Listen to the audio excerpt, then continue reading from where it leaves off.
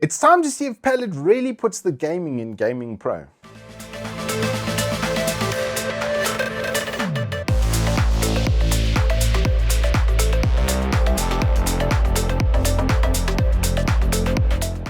Good afternoon, welcome to Turbo Tortoise Tech. If you're new here, I'm Reese of the 4-piece variety or Wooks Triple XL. And we have the 5070 Ti on deck, finally. It's of the range of the 50 series, it's the one I was most attracted to because it's general sort of performance, ray tracing functionality, and ability to game and stream.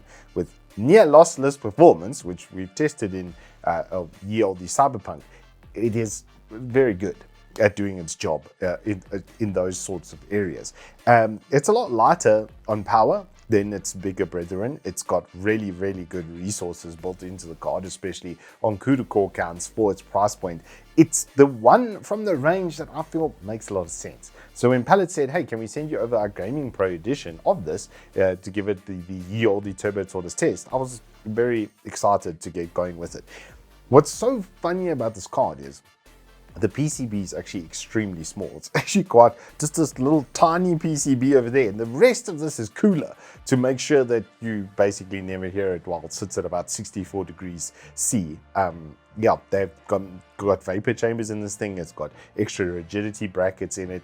It's quite comprehensive, but as per usual, let's start off with what's in the box, because you get a nice little care package over here from Team Palit. You get a full set of stickers, even for stuff that like some of the other ranges like the Dual Series or the Jetstream and the Game Rock. But yeah, that's a lot of stickers. It even has Calm with a K around the bottom, which I particularly like. Nice little mouse pad with a braided edge, something that will, as a memorabilia piece, will actually last quite well. And then an ATX to 2 8-pin connector for those of us who have older power supplies that don't have an ATX3 connector on it. The connector on the GPU then is obviously an ATX3. Next to that is an RGB header. It is addressable, and that's so you can control it all from the Palit software. If you wanted to do it that way around and have it the software then control everything else, you can do it like that. It does register in Windows as a high performance graphics card for the Windows function RGB functions, which means that it'll probably in a new update probably be supported on Signal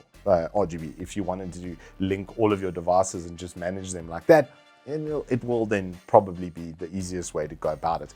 Big GamingPro on the side, which is RGB backlit, and then GeForce RTX next to that. If we then look at the face of the card with the fans, it's their new Turbo Fan 4 over there. They are equidistant and pretty nicely housed. They don't have a solid ring around the outside, but it didn't really make any sort of difference, because if we now look around the back, you will see one of the biggest pass-through cooling areas under the sun. Making it that large, even if it was half of that space, it would probably be a 5 degrees difference, but extending it that far probably made about an 8 degrees difference, which is very consistent with what I've seen with previous gen GPUs that don't have pass-through cooling. If you have a solid back, it does make quite a noticeable difference, like 10 to 15%. So opening up that amount of space is not just for gimmick's sake. It really does help improve the cooling performance, which means that you can run less fan curve to generate then less noise. If we look at the port setup, it's just the standard 3 display with a single HDMI over there.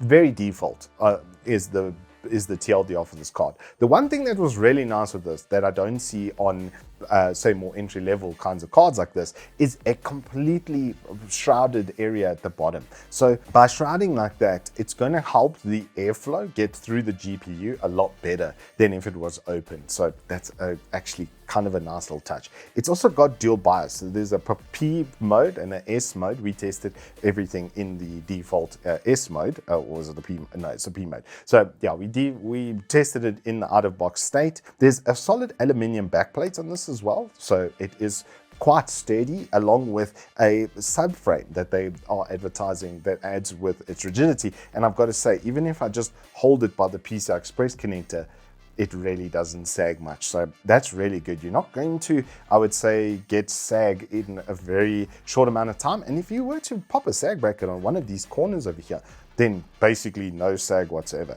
GamingPro on the side, it is RGB'd, so you can then customize it in their software. Like I said, it didn't work with Signal, which was kind of weird, but I would say not the end of the world. And if you vertically mount it, there is still a little section over there, but very understated.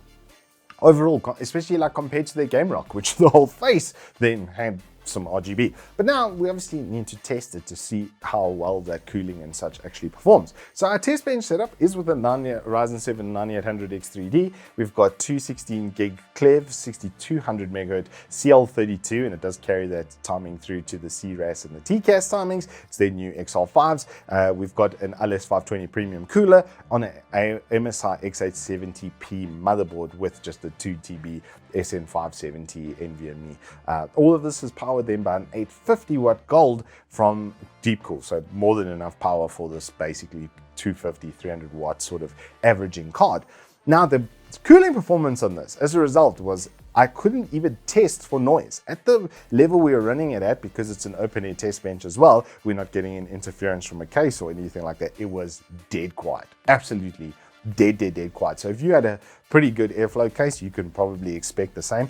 And then we were hitting what, like 64 degrees, say 65 degrees at the absolute limit on the stress test there with TimeSpy.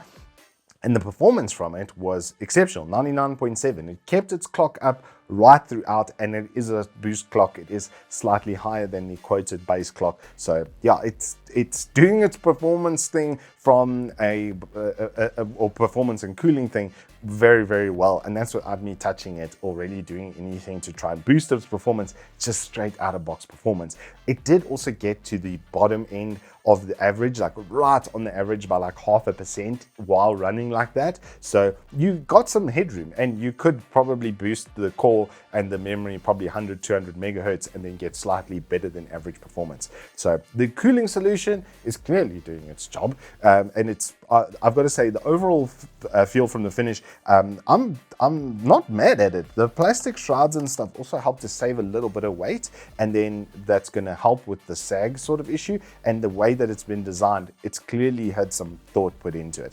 Now, if we compare it versus the 9070 XT, because that's the one everybody's going to want to see, on DirectX 11, it actually gets a really healthy lead on Firestrike. But when we then move over to DX12 tests like TimeSpy and Steel Nomad, yeah, the things do swing in the opposite direction. And that was with a day one driver on the 9070 XT when we did that review. In ray tracing sort of games, however, it's still going to dominate. It's still going to be the king in those kinds of environments.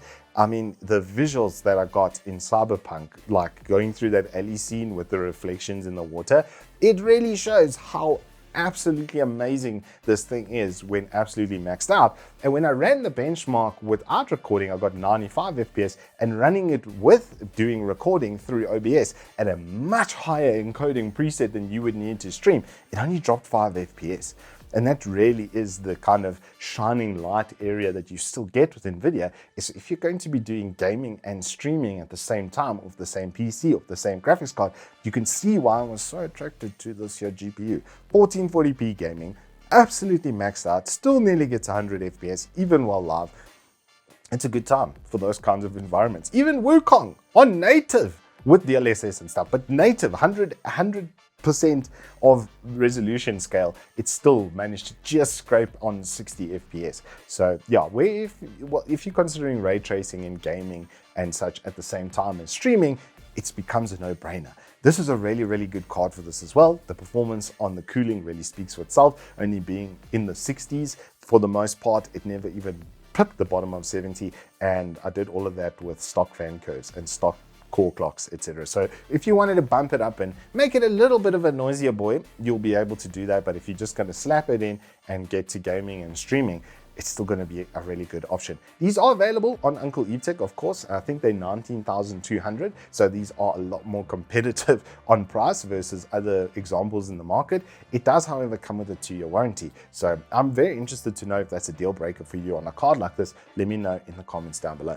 Anywho, that is all I have for you on this Palit GamingPro 5070 Ti. If you have enjoyed this, please do hit us up with a like and subscribe, and I will see you on the flip side.